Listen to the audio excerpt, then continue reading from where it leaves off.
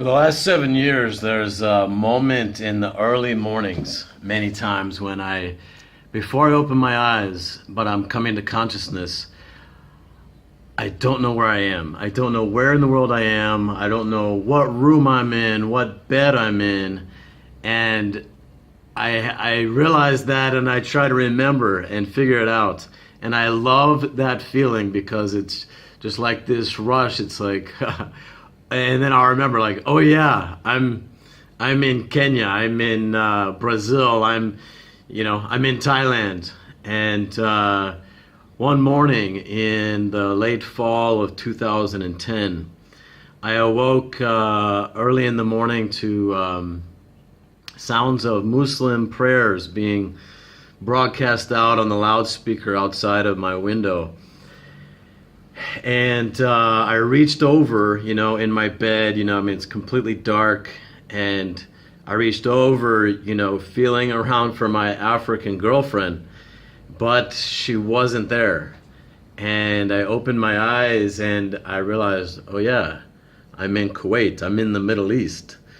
And, I walk to the window and I look out and I can see the spires of the mosques and this really terrible singing voice of a guy who's probably not Kuwaiti but has been hired by the Kuwaitis to sing the prayers on the loudspeaker. And for every mosque has these loudspeakers, so they're echoing across the city. And, it's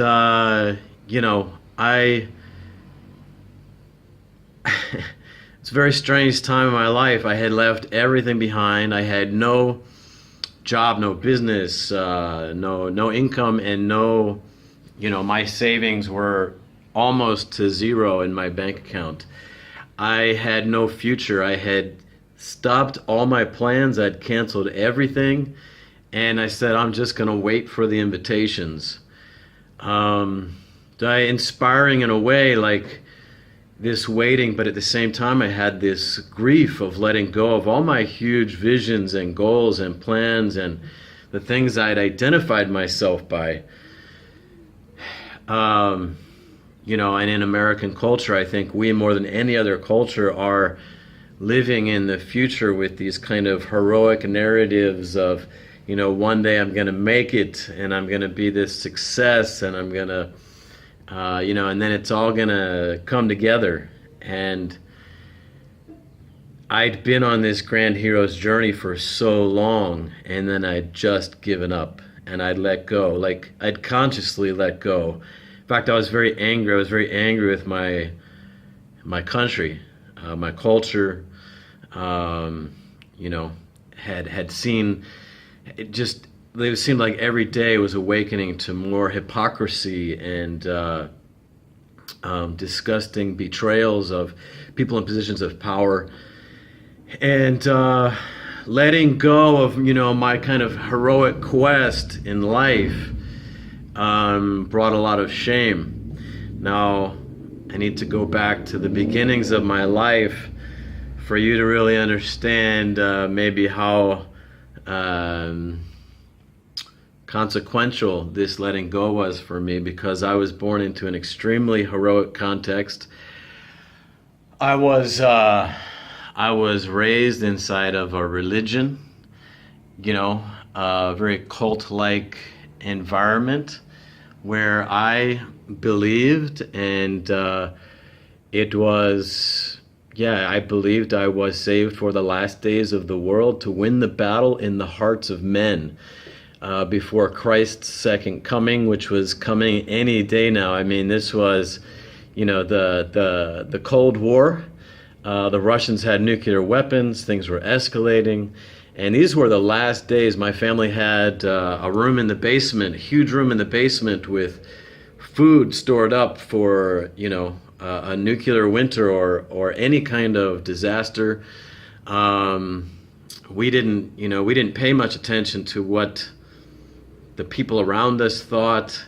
I was taught not to pay much attention to authorities, at school or out there in the world, not to trust them. And people of other religions are misled by the devil. And it was a very kind of black and white world. But I was one of the good guys, and I was with the righteous people, God's part of God's only true church. And my ancestors were part of the beginnings of that church, a very American church. They had been persecuted and kicked out of different states in the U.S. and then become pioneers and moved and settled over in Utah, crossing North America, Comanche territory. This was at the height of the empire of the Comanches, who were these fearless and very feared warriors at the time. My ancestors crossed on barefoot and on horseback and settled in the Utah area.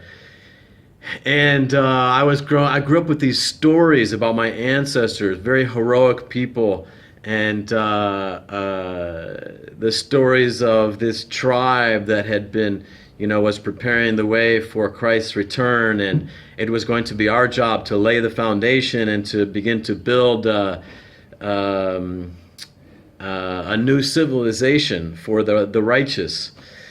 So, pretty intense, and it really was.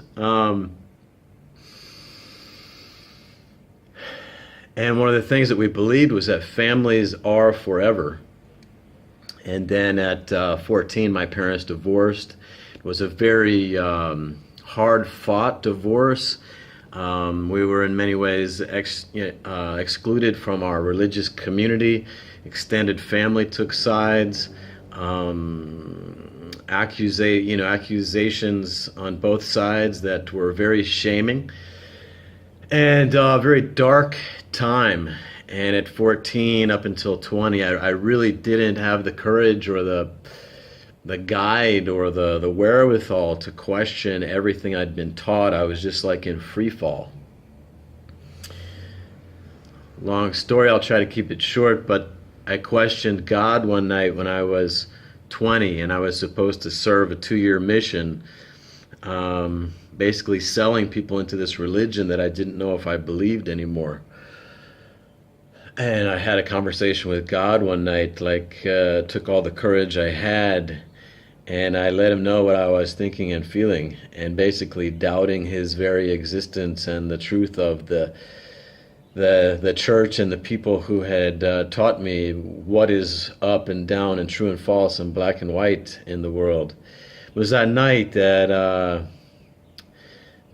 I stepped out into, after facing God, I stepped out into the night and the stars and the birds singing in the trees. This whole wondrous world was somehow still there and even seemed more real and alive, and I was curious like never before, if the explanations I've been given for the world aren't what is so, then what is this place?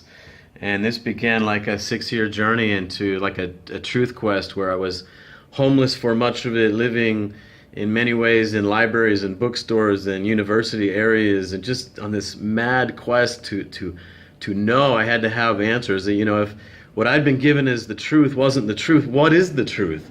And if my mission isn't what I was told for all these years of my life, there was this hole, this missing. What is my mission? And as I began to discover things that fed me and turned me on to my own inner authority and freedom and power, my mission became, how can I liberate my people, my brothers, younger brothers and sisters, and how can I help bring my family back together? So it was this very intense kind of quest that led me to starting my own body of work. I'm going to skip over that for the sake of this video. But then in 2006, at the age of 35, I found myself staring at a computer screen. I was doing this great work. I was living my dream. I was an entrepreneur. I was amazing people around me in many ways, also pursuing this American dream. And I noticed I was spending like every day in front of a laptop screen and looking at I was looking at three walls which were covered in whiteboards in my visions, but like somehow not fully alive. And I decided I was going to start saying yes when I received invitations to go out there into the world and just take on new challenges. And long story short, I was invited to Africa, and even though it was not did not make sense financially, I just said yes. I had people warn me. It's like, this is the place where people die. I had a friend of mine who was like a fortune teller, kind of psychic. She prophesied bad things. She's like, don't go. But my heart said yes. Long story short, it wasn't long after that my whole trajectory in life changed. I started giving things instead of selling. I started following my heart instead of my mind. And eventually in 2010, I left everything behind. And I took a one-way ticket to Europe to follow, if you talk about this kind of hero's journey narrative, right? My guide was in Brussels. This was a guy who was not, he talked passionately about dumpster diving and spoke like 4 different languages fluently and spent a lot of time with native peoples, lived a very different life than what I'd ever been exposed to. But he had this kind of freedom and ability to connect with people that was beyond my reach, and ability to see things I couldn't see. And he had so like, I was so curious about what this guy had, and I also had seen too much about my culture and my country, and I just it's really too much for this video, but I'd seen a lot of my own shadow as far as being the hero, and how I was exposing other people to risks and dangers by being this hero. And I knew I couldn't just keep pressing on with the hero thing. It was time to let go and not know, and face my shame and my grief. And so I ended up in the Middle East, and one of my first mornings, which I was sharing about to start this video. I'm at the window, and later on in this morning, and I'm just staring out there, and I can't see because there's this fog over the Persian Gulf, and I can't see the sun clearly rising in the sky. And it was this powerful metaphor for me, like, I can't see my future, I can't see the beauty. There's no green anywhere. It was just this desert kind of city wasteland. And I had all this kind of buried grief and shame. And my only quest was to just feel it and keep letting go and trust the process.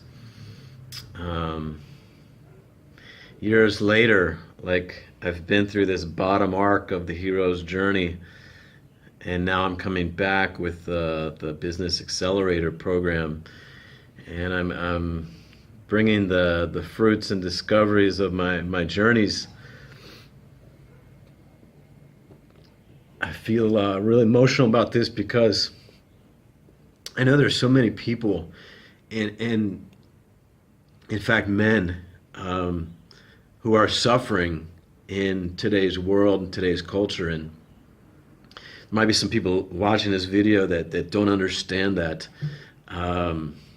but I know there's going to be some who do. And in many ways, it's a fucked up invitation being given to men, to come, work in these very kind of polished corporate environments that are in many ways deadening, at dead-end jobs, and being sold patriotism and then you discover that what the government of your country has been up to for the last 100 years. So many things like this. I'm not going to go into that right now, but I feel like I'm coming back, and I'm coming back for these men with an invitation to come alive, fully alive, and by receiving the medicine that deep and slow and curious travel can bring. And I want to help be a guide for them, like this other man was a guide for me. And holy shit, already 15 minutes. Yeah, I'll end it here. Short version of my hero's journey. Thanks for watching.